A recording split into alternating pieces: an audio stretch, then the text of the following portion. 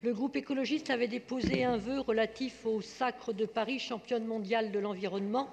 Nous demandions dans ce vœu une cartographie des arbres plantés et des espaces verts créés pendant la mandature.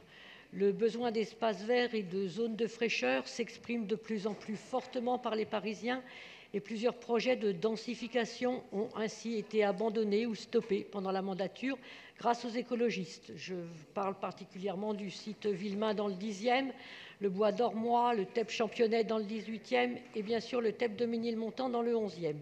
Je veux saluer les militants d'Europe Écologie du 18e qui, aujourd'hui même, s'opposaient sur le terrain à l'abattage d'arbres sur la petite ceinture. Il est insupportable d'assister ainsi à l'abattage d'arbres en bonne santé à Paris.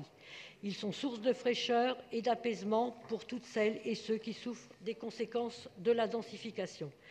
Aussi, le groupe écologiste demande dans le vœu une cartographie précise des arbres plantés depuis 2014 ainsi que leur nature, une cartographie précise des espaces verts supplémentaires créés en 5 ans ainsi que leur nature, une cartographie précise des 15 hectares intramuros alloués à des projets agricoles sans pesticides ainsi que leur nature, une cartographie, le nombre exact ainsi que la nature des arbres et des espaces verts supprimés pendant la mandature de Paris et un bilan des espaces de pleine terre perdus dans les projets d'aménagement ou de réaménagement portés pendant 5 ans et qui, pour la plupart, verront le jour après mars 2020. Je vous remercie. Merci Joëlle Morel. Pénélope Comitès pour vous répondre. Oui, alors, je me suis effectivement engagée à fournir des bilans. Alors, pour fournir ces bilans, je vous rappelle qu'on a mis en place des dispositifs d'information précis qui sont accessibles à tous les conseillers de Paris notamment et à tous les Parisiens. Vous avez la plateforme Végétalisons Paris qui permet de suivre toutes les réalisations sur le territoire parisien avec des cartographies, avec les nouveaux jardins, les jardins partagés, les murs, les toits, les arbres plantés, les rues végétales, les cours. Donc vous avez accès à tout ce que vous demandez. Vous avez aussi le site des pariculteurs avec toute l'agriculture urbaine. S'agissant des arbres abattus ou des espaces verts de pleine terre, tous les arbres abattus sont systématiquement replantés. Pour les espaces de pleine terre, le PLU renforce la prise en compte de ces problématiques, vous le savez, ainsi que le plan pluie et le plan biodiversité. Donc il n'y a pas aujourd'hui de surfaces qui ont disparu. Et donc, moi, je veux bien vous refaire et vous donner des cartographies qui sont déjà existantes et vous les imprimer et vous les donner en 3e commission, si c'est ce que vous voulez.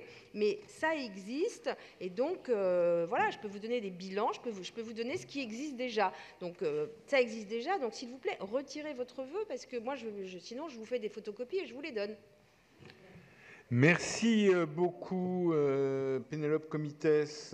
Retirez-vous votre vœu? Non. Non, et je demande à Pénélope Comitès de me faire des photocopies. Ouais, mais c'est pas très écolo de faire des photocopies.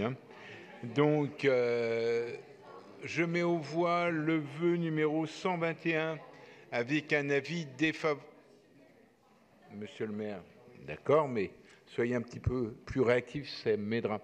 Madame la présidente.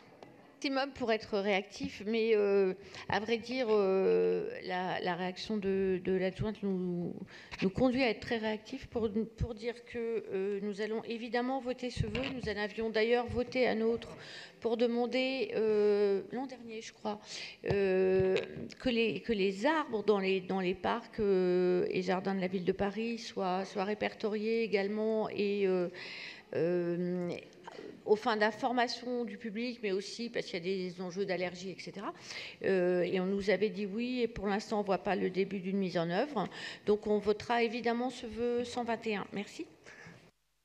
Merci, Madame la Présidente. Je mets aux voix ce vœu 121 avec un avis défavorable de l'exécutif. Qui est pour? D'accord. Qui est contre? Il n'est pas adopté. Nous passons au